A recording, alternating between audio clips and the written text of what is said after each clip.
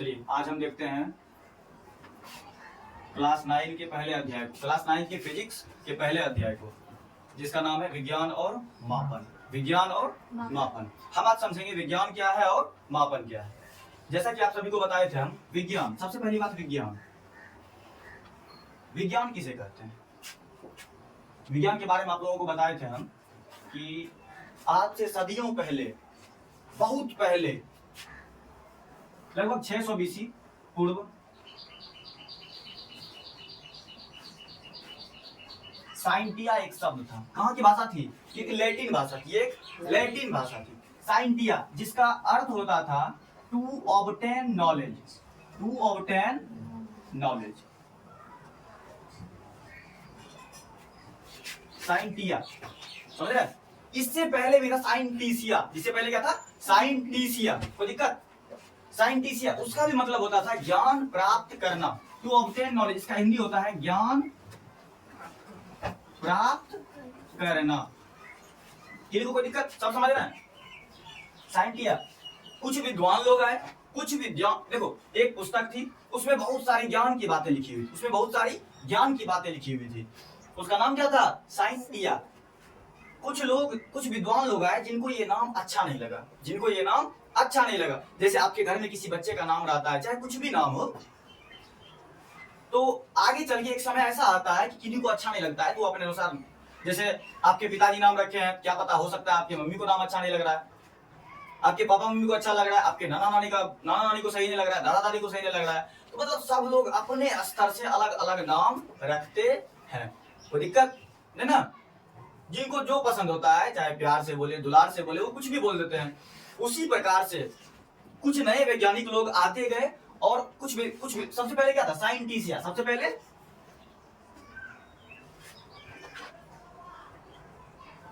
साइंटिसिया, इसका मतलब भी होता है यही, सेम यही होता था, to obtain knowledge. To obtain knowledge, ज्ञान प्राप्त करना,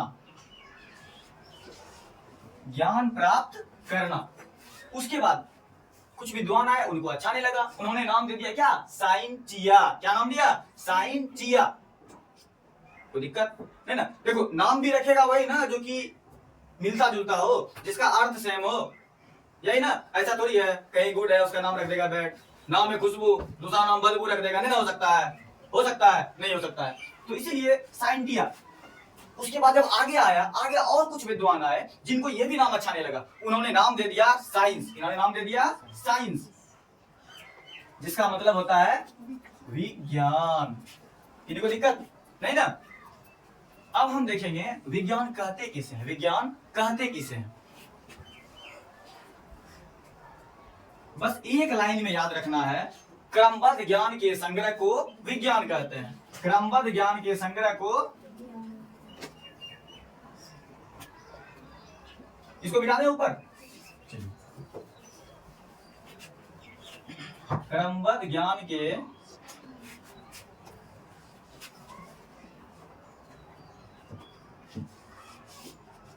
संग्रह को विज्ञान कहते हैं। सबसे पहले चैप्टर का नाम है, पहले अध्याय का नाम है विज्ञान और मापन। पहले हम विज्ञान समझ लेते हैं, उसके बाद हम मापन समझेंगे, ठीक है? क्रमबद्ध ज्ञान के संग्रह को हम क्या कहते हैं? विज्ञान कहते हैं। विज्ञान को दो भागों में बांटा गया। विज्ञान को दो भागों में बांटा गया। कंफ्यूज मत होइएगा इस जगह, ये मत सोचिएगा सर विज्ञान को 3 भागों में बांटा गया, कौन कौन सा? भौतिकी, रसायन, जीव विज्ञान। इसे कंफ्यूज नहीं होना है, ध्यान दीजिए। विज्ञान को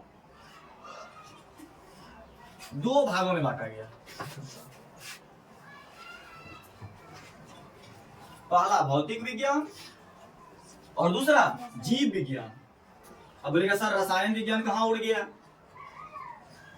रसायन शास्त्र कहाँ उड़ा दिया? वो कहीं नहीं उड़ा। देखिए रसायन शास्त्र भौतिक विज्ञान है ना, भौतिक विज्ञान के 2 भाग, भौतिक विज्ञान के 2 भाग। यहाँ भौतिक, वहां होगा भौतिकी, वहां होगा भौतिकी। भौतिक विज्ञान के 2 भाग, पहला भौतिकी और दूसरा रसायन शास्त्र। दूसरा रसायन शास्त्र। किसी को दिक्कत नहीं ना? और जीव विज्ञान के भी 2 भाग, ये तो आपको पहले से पता है। क्या होगा? बॉटनी और जूलॉजी, जंतु विज्ञान और वनस्पति विज्ञान।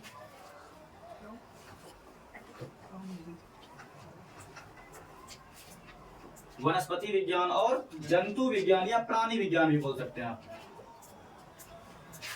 क्लियर नहीं इस जगह दिख रहा है। चलिए, भौतिक विज्ञान के दो भाग, भौतिकी और रसायन शास्त्र। किसी को दिक्कत, सबको अच्छे से समझ में आ रहा है?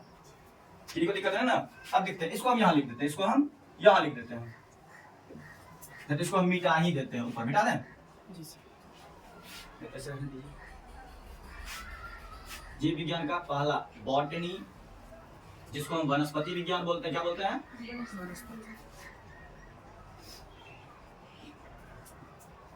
और दूसरा जूलॉजी,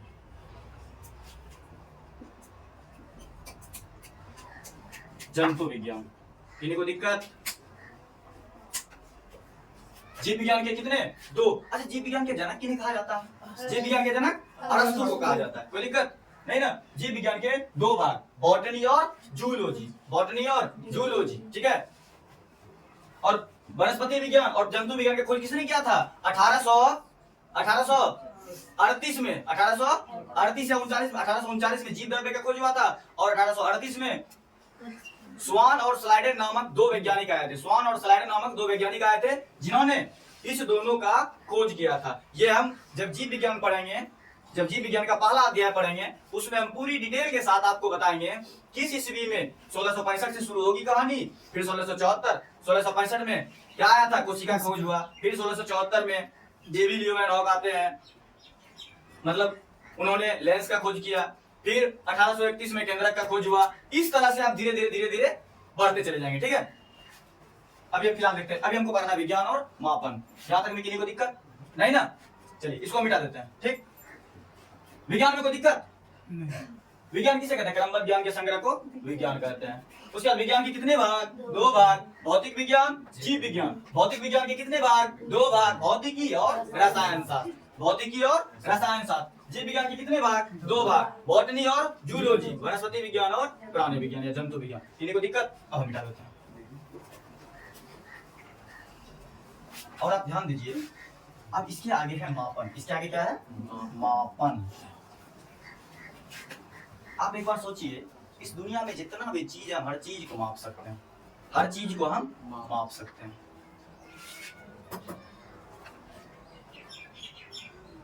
समझिएगा, क्योंकि आप सिर्फ लिख के विद्वान नहीं बन सकते हैं। साइंस और दूसरा है विज्ञान और मापन, है ना? इसको बोलते हैं मेजरमेंट। क्या बोलते हैं इसको? मेजरमेंट। इस दुनिया में जितना भी वस्तु और कोई भी चीज है, हम हर चीज को माप सकते हैं, बशर्ते मन की विचार को छोड़ के। अपने मन की विचार को छोड़ के हम हर चीज को माप सकते हैं। अब बोलेगा मापन किसे कहते हैं? अब मापन किसे कहते हैं? नापने या तौलने की क्रिया को मापन कहते हैं। नापने या तौलने की क्रिया को हम मापन कहते हैं। अब देखिएगा, मापन, आप ध्यान दीजिए, आप चीनी खरीदने जाइएगा, चीनी खरीदने जाइएगा ना, वहां आप चीनी खरीदिएगा केजी में, चीनी खरीदिएगा केजी में। और आप कपड़ा खरीदने जाइएगा, वो भी केजी में खरीदिएगा। तेल खरीदने जाइएगा, केजी में खरीदिएगा, नहीं ना? आप मान लीजिए आप घर बना लिए हैं, उसके ऊपर एल्वेस्टर देना है, क्या एल्वेस्टर केजी में खरीदिएगा? नहीं ना? आपको यहां से पटना की दूरी नापना है, क्या केजी में नापिएगा आप? यहां से अमेरिका की दूरी नापना है, केजी में नापिएगा? नहीं। इससे क्या पता चल रहा है? इससे पता चल रहा है नापा हर कुछ को जा सकता है, नापा हर कुछ को जा सकता है, लेकिन हर किसी का मात्रक अलग अलग होगा, हर किसी का मात्रक अलग अलग होगा। हम एक ही मात्रक हर चीज में नहीं लगा सकते हैं। किसी को दिक्कत? अब बोलेगा सर मापन किसे कहते हैं? स्पष्ट रूप से नापने या तौलने की क्रिया को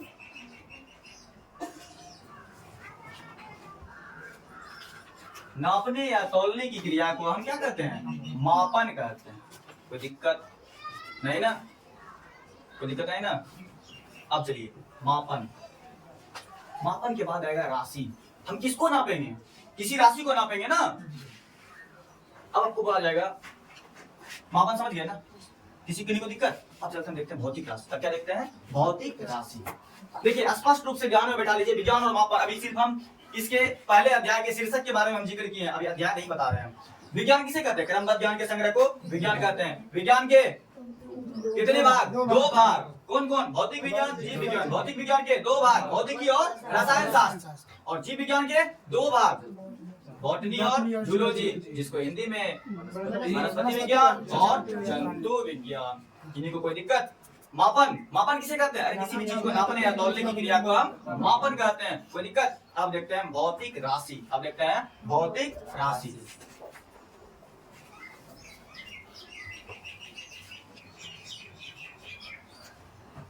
सबसे पहली बात, भौतिक राशि कहते किसे? आप सभी को पता है? तो बताइए किसे कहते हैं? भौतिकी के नियमों को जिन पदों द्वारा व्यक्त किया जाता है, भौतिकी के नियमों को जिन पदों द्वारा व्यक्त किया जाता है उसे हम भौतिक राशि कहते हैं। लिख सकते हैं हम?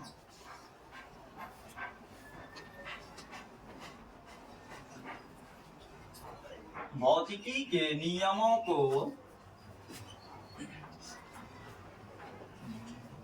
जिन पदों द्वारा व्यक्त किया जाता है उसे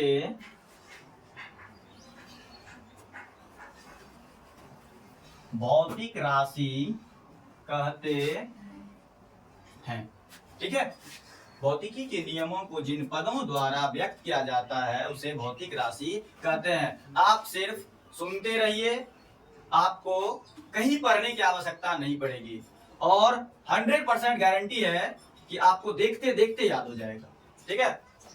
चलिए अब देखते हैं भौतिक राशि होते कितने हैं। भौतिक राशि,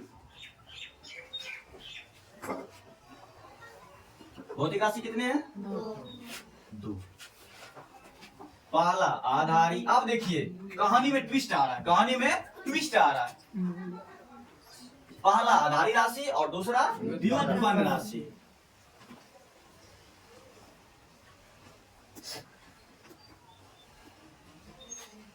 पहला आधारी राशि और दूसरा व्युत्पन्न राशि। किन्हीं को दिक्कत?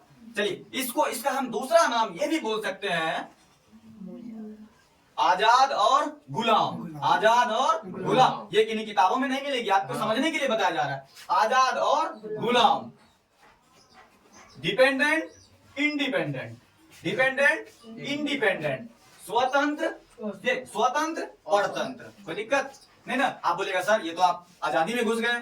नहीं नहीं, आपको समझाने के लिए बताया जाए। आप आधारी राशि की परिभाषा याद कीजिएगा ना, याद कीजिएगा ना। तो अगर रटिएगा ना तो आप रटते रह जाइएगा। समझ रहे हैं? ये सारी चीजें रटने की चीज नहीं है, ये समझने की चीज है। आधारी राशि किसे कहते हैं? देखियो इस दुनिया में जितना भी राशि है, जितनी भी भौतिक राशि है, उसको 2 भागों में बांटा गया, पहला आधारी और दूसरा व्युत्पन्न। आधारी राशि किसे कहते हैं? वह राशि जो पूरी तरह स्वतंत्र हो, वह राशि जो पूरी तरह स्वतंत्र हो उसे हम आधारी राशि कहते हैं। अब बोलेगा सर आपने बोला ये गुलाम है। वह राशि जो आधारी राशि पर आश्रित हो, अधीन हुआ ना, गुलाम हुआ ना। वह राशि जो आधारी राशि के अधीन हो, आधारी राशि के गुलाम हो, उसे हम व्युत्पन्न राशि कहते हैं। आशा करते हैं सबको अच्छे से समझ में आया होगा। आया ना? अगर नहीं समझ में आया, ऐसा नहीं है मैं परिभाषा नहीं लिखूंगा, मैं परिभाषा भी लिखूंगा। ध्यान दीजिए।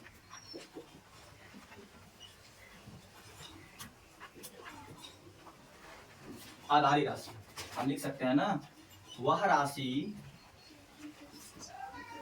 जो पूरी तरह स्वतंत्र हो उसे, इसको मूल राशि भी कहते हैं ना, आधारी राशि या मूल राशि।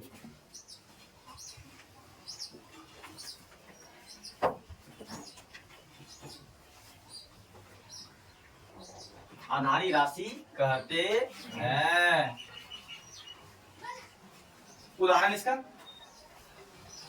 उदाहरण लंबाई आधारी राशि होगा ना, समय आधारी राशि होगा ना, नहीं होगा। द्रव्यमान आधारित राशि होगा ना। हम छोटा छोटा एग्जांपल ले लेते हैं, उसके बाद जब व्युत्पन्न बता देंगे तब हम आपको दोनों में अंतर बताएंगे ना, 100% आप समझ जाइएगा, ठीक है।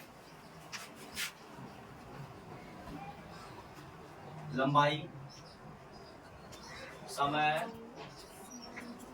द्रव्यमान, तापमान।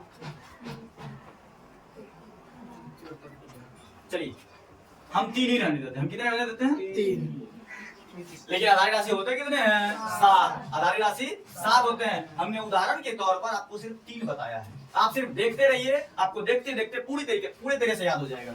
हम ऊपर मिटा दें? किसी को दिक्कत नहीं ना। अब चलते हैं व्युत्पन्न।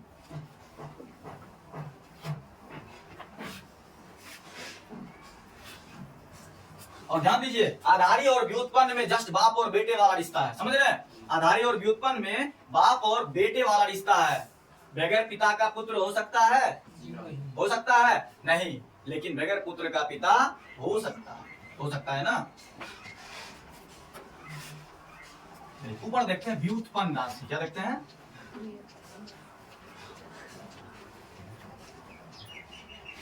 व्युत्पन्न राशि वह राशि जो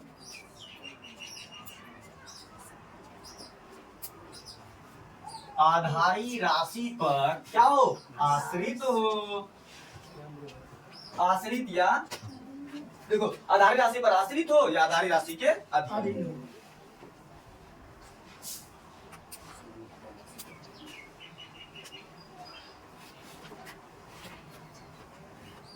व्युत्पन्न राशि कहते हैं। किसी को दिक्कत? चलिए इसका एग्जांपल लिखते हैं। क्षेत्रफल,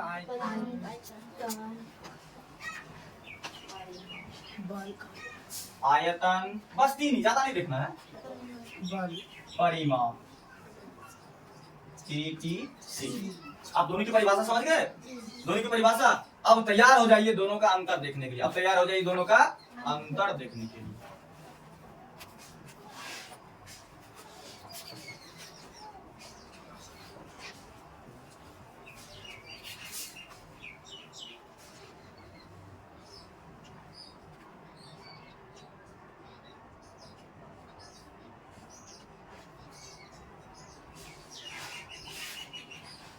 चलिए अब हम देखते हैं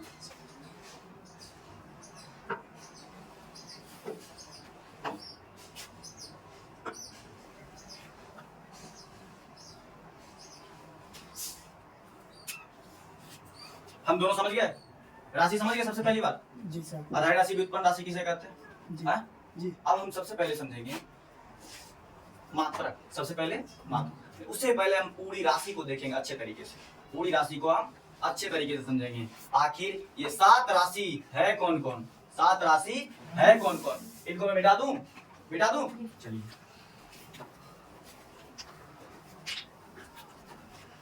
हम देखिए धीरे धीरे आगे बढ़ेंगे। हम सभी को धीरे धीरे आगे बढ़ना है।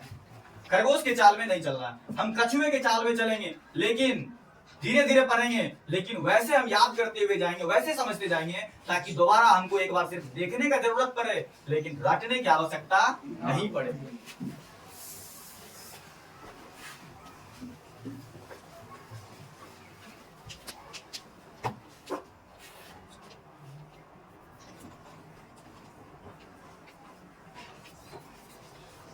चलिए सबसे पहली बात हम मात्रक। अच्छा मात्रक किसे कहते हैं? मात्रक किसे कहते हैं? राशि के बाद आएगा मात्रक। राशि के बाद आएगा मात्रक। हम सबसे पहले राशि देख लेते हैं। सबसे पहले राशि देख लेते हैं।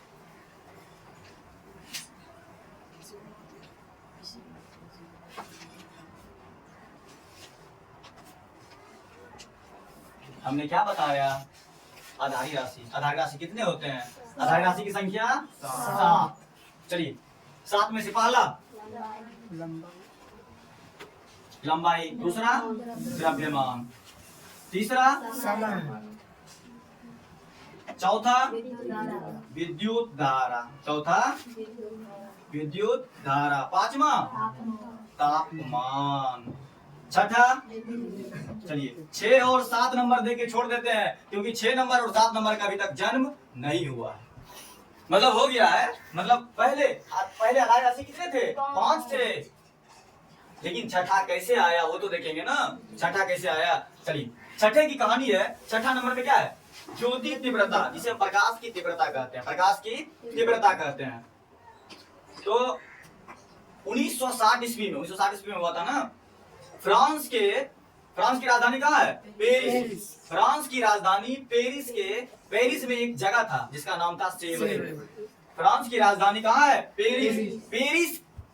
पेरिस नामक शहर में एक स्थान था, नाम क्या था? सेवरे। नाम क्या था? सेवरे। मान लिया जाए ये सेवड़े है, समझ रहे हैं। और माप तौल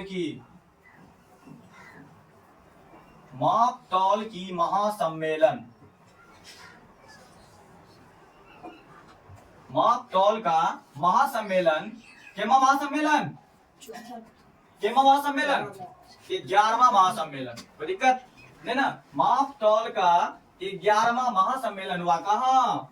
ध्यान दीजिएगा, फ्रांस के पेरिस के सेवरे नामक स्थान में।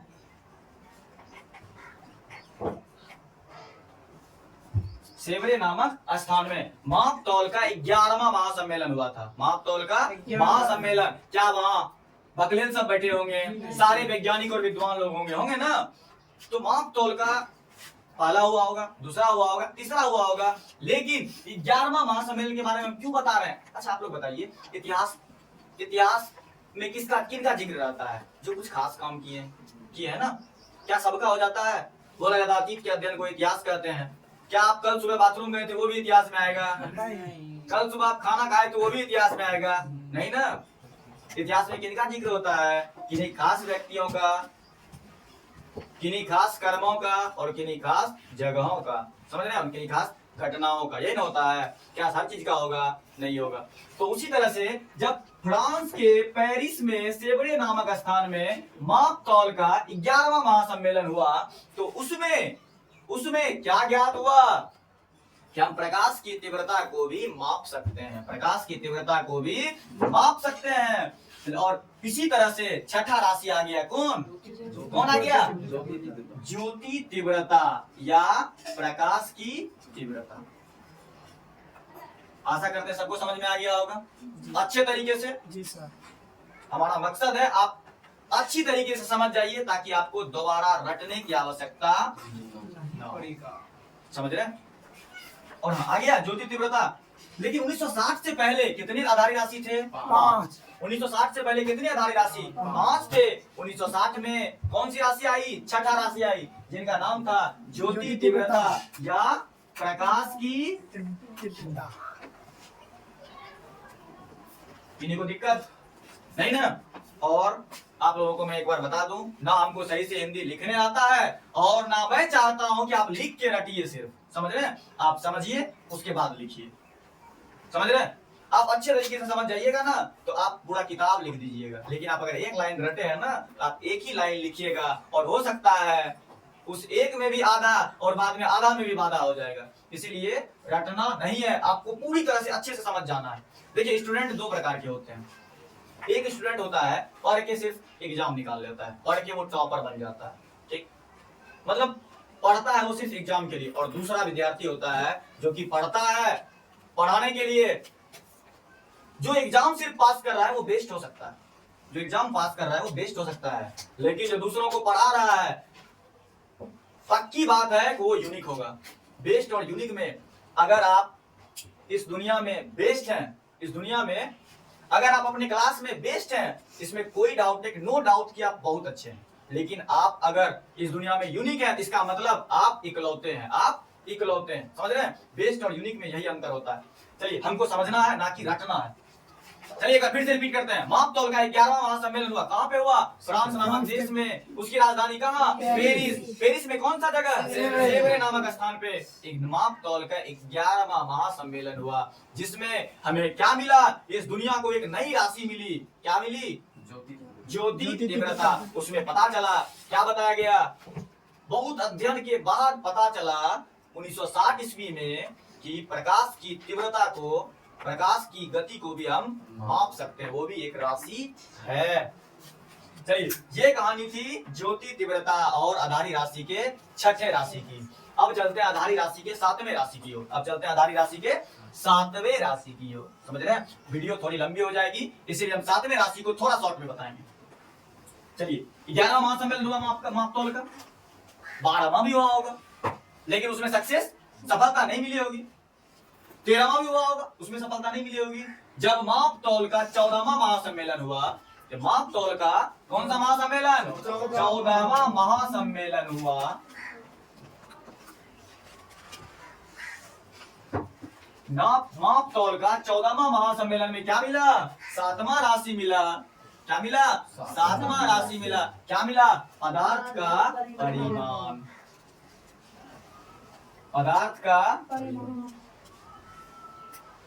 परिमाण, पदार्थ का परिमाण।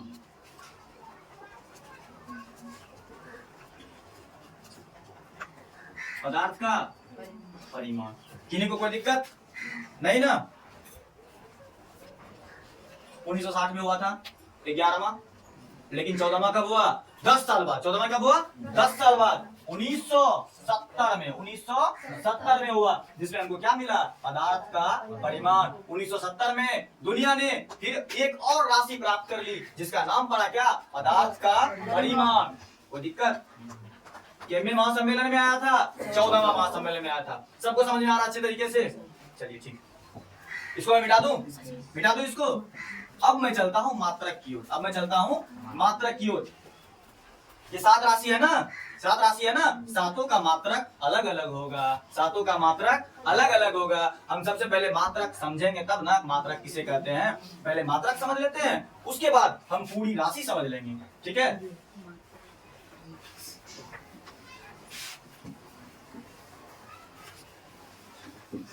और एकदम बताते हैं, आप ये मत सोचिएगा आप पढ़ने के लिए, जिस समय सोचिएगा ना कि हम पढ़ रहे हैं, उस समय आपका दिमाग ये आपको जवाब देगा, ये मतलब प्रेशर में आ जाएगा। पढ़ना नहीं है। आप मान लीजिए 2 घंटे का फिल्म देखते हैं, 2 घंटे का फिल्म देखते हैं, 2 साल तक याद रहता है, पूरी जिंदगी भी याद हो जाएगी आपको, हो जाएगा ना। आप फिल्म में कुछ ऐसा सीन देख लीजिएगा जो कि रात में सपने में देखिएगा, होता है कुछ ऐसा सीन होता है ना, कुछ सीन होता है जो आपके दिल को छू लेगा, कुछ सीन होता है जो आपके मन को छूता है। आप स्पष्ट तरीके से समझ रहे होंगे।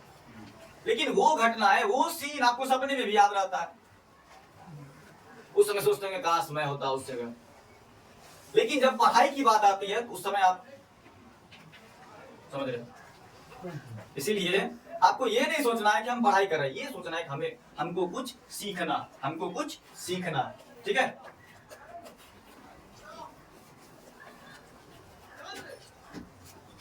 चलिए अब हम देखते हैं मात्रक। राशि समझ लिए ना, तो मात्रक भी समझेंगे ना। मात्रक, मात्रक किसे कहते हैं, किसी भौतिक राशि को व्यक्त करने के लिए किसी मानक मान की आवश्यकता पड़ती है, उसे हम मात्रक कहते हैं, उसे हम मात्रक कहते हैं। लिख दें, ज्यादा कठिन नहीं है ना।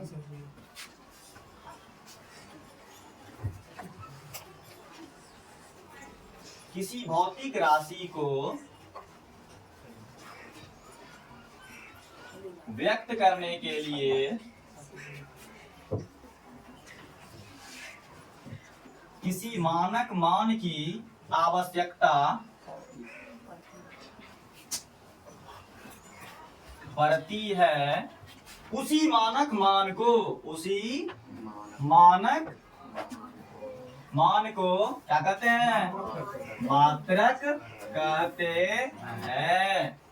इस दुनिया में जितने इंसान सबका नाम है, बिना नाम का कोई है नहीं। उसी तरह से इस दुनिया में जितनी राशि सबका मात्रक, जितनी राशि सबका मात्रक। अब चलते हैं मात्रक, ठीक है। हमने 7 राशि लिखा, हमने अभी 7 राशि लिखा ना। क्या सातों आधारी नहीं था, व्युत्पन्न राशि था, उसमें कोई नहीं था, सातों आधारी राशि थे। आज हम आधारी राशि तक ही देखेंगे, ठीक है। उसके बाद हम दूसरे दिन व्युत्पन्न राशि को देखेंगे, ठीक है। लेकिन आप वीडियो में बने रहिएगा। आज हम आधारी राशि देखें ना, इसी तरीके से आपको मैं विश्वास दिलाता हूं, आपको ज्यादा रटने की आवश्यकता नहीं पड़ेगी, ठीक है। चलिए सबसे पहली बात मात्रक। मात्रक राशि कितने होते हैं, 7। सबसे पहली राशि कौन सी, लंबाई। लंबाई दूसरी राशि, तीसरा, चौथा विद्युत धारा, पांचवा, छठा जिसका जन्म 1960 में हुआ था, बर्थडे भी बनता होगा इसका, बनता होगा ना। छठा क्या है? ज्योति तीव्रता।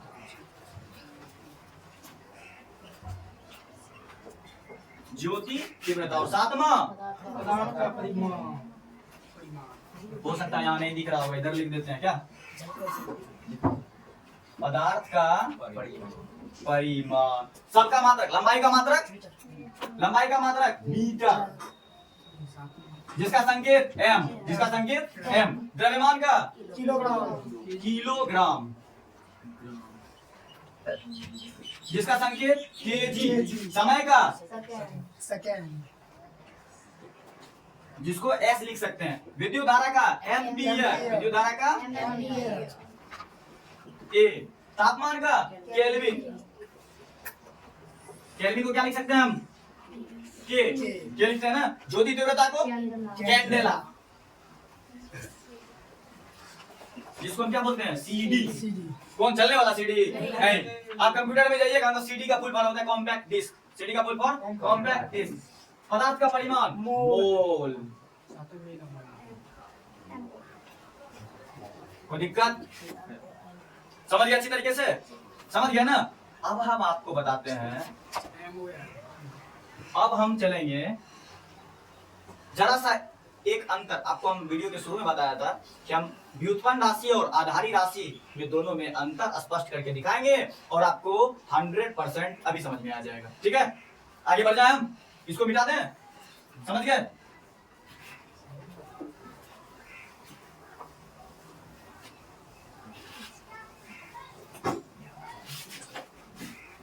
चलिए, आप बोलेंगे सर आपने एक को बोला था गुलाम, एक को कर दिया था आजाद। आखिर वो गुलाम कैसे और दूसरा आजाद कैसे? दूसरा आजाद कैसे? चलिए आप ध्यान दीजिए, एक आयत ले लेते हैं, एक आयत ले लेते हैं। पूछा जाएगा इसकी लंबाई 10 मीटर, इसकी चौड़ाई 5 मीटर। क्षेत्रफल पता है? पता है? नहीं पता है? नहीं ना। हम जब क्षेत्रफल ज्ञात करेंगे तो इन्हीं दोनों से पता करेंगे ना, इन्हीं दोनों से पता करेंगे ना। अगर लंबाई ना रहे तो क्षेत्रफल निकल जाएगा, चौड़ाई ना रहे क्षेत्रफल निकल जाएगा, निकल जाएगा। लेकिन राशि, आधारी राशि में लंबाई, चौड़ाई, ऊंचाई सबको लंबाई ही बोला गया है। समझ रहे हैं? कोई दिक्कत? देखिए अब इसका क्षेत्रफल निकालते हैं। इसका क्षेत्रफल हम सिद्ध करते हैं। आपको एक क्वेश्चन दे दिया जाएगा कि सिद्ध करें, सिद्ध करें। क्या सिद्ध करें? क्षेत्रफल का मात्रक क्या होता है? वर्ग मीटर होता है। क्या होता है? मतलब वर्ग मीटर होता है। सिद्ध करें। कैसे सिद्ध कीजिएगा? हम अपने मन मर्जी अनुसार कोई भी क्षेत्रफल ले लेंगे। ले लेते हैं आयत का क्षेत्रफल, ले लेते हैं आयत का क्षेत्रफल।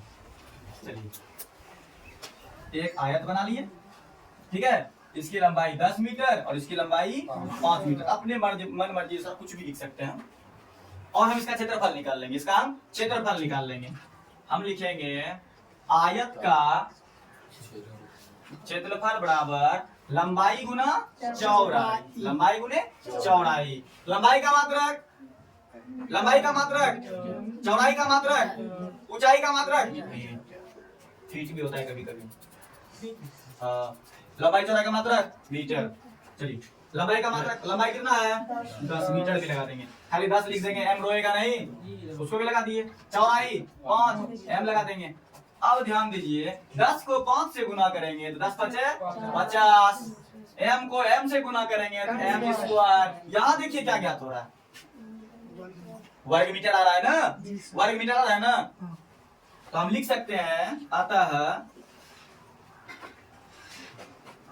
क्षेत्रफल का मात्रक वर्ग मीटर मतलब एम स्क्वायर होता है। अब वर्ग ले लीजिए, उसमें भी 2 भुजा है, m गुना m। अब बोलेगा सर सेंटीमीटर स्क्वायर आता है, तो देखिए सेंटी तो आया, लेकिन मीटर ने सेंटी को नहीं छोड़ा, नहीं छोड़ा, छोड़ा है। अब बोलेगा सर किलोमीटर में आएगा, अरे किलो आया, मीटर भी है ना उसके साथ में, है ना, समझ रहे हैं। चलो आप ध्यान दीजिए स्पष्ट तरीके से कि क्या बगैर लंबाई का क्षेत्रफल ज्ञात हो सकता है? नहीं ना। बगैर चौड़ाई का हो सकता है क्या? नहीं हो सकता है। देखिए वर्ग मीटर क्यों आया, पहले m था तब ना m स्क्वायर आया, कोई दिक्कत। और दूसरा क्वेश्चन, क्षेत्रफल क्या है? व्युत्पन्न की आधारी, व्युत्पन्न। क्षेत्रफल कौन सी मात्रक? व्युत्पन्न मात्रक। अब एक और क्वेश्चन लेते हैं, आयतन। एक और क्वेश्चन लेते हैं, आयतन। आयतन का मात्रक घन मीटर होता है। आयतन का मात्रक घन मीटर बोले तो m पर पावर 3 मीटर क्यूब, समझ रहे हैं। चलिए जस्ट वही प्रोसेस हम लेंगे। आयतन बराबर पता है क्या होता है? नहीं ना। आयतन बराबर L into B into H, लंबाई गुने चौड़ाई गुने ऊंचाई। लंबाई का मात्रक, चौड़ाई का मात्रक, ऊंचाई का मात्रक, m गुना m, m पर पावर 3, यानी कि घन मीटर। हम लिख सकते हैं अतः सिद्ध हुआ कि आयतन का मात्रक घन मीटर होता है। तो आप बताइए, जिस तरह से मीटर होगा आधारी राशि, तो घन मीटर क्या होगा? व्युत्पन्न राशि। आप ध्यान दीजिए, ये दोनों क्षेत्रफल भी मीटर के गुलाम था ना। अगर मीटर नहीं रहता तो क्षेत्रफल वर्ग मीटर नहीं होता। इसमें भी अगर मीटर नहीं होता तो ये घन मीटर नहीं होता, समझ रहे हैं। अब इससे आगे और आप अच्छे तरीके से याद कीजिएगा, समझ भी गए होंगे, हम पूरा आशा करते हैं समझ भी गए होंगे आप। और आप इसी तरह से वीडियो में बने रहिए, और हम नेक्स्ट इसकी अगली कहानी नेक्स्ट वीडियो में लेके आएंगे, ठीक है। अभी हम यही तक रहने देते हैं।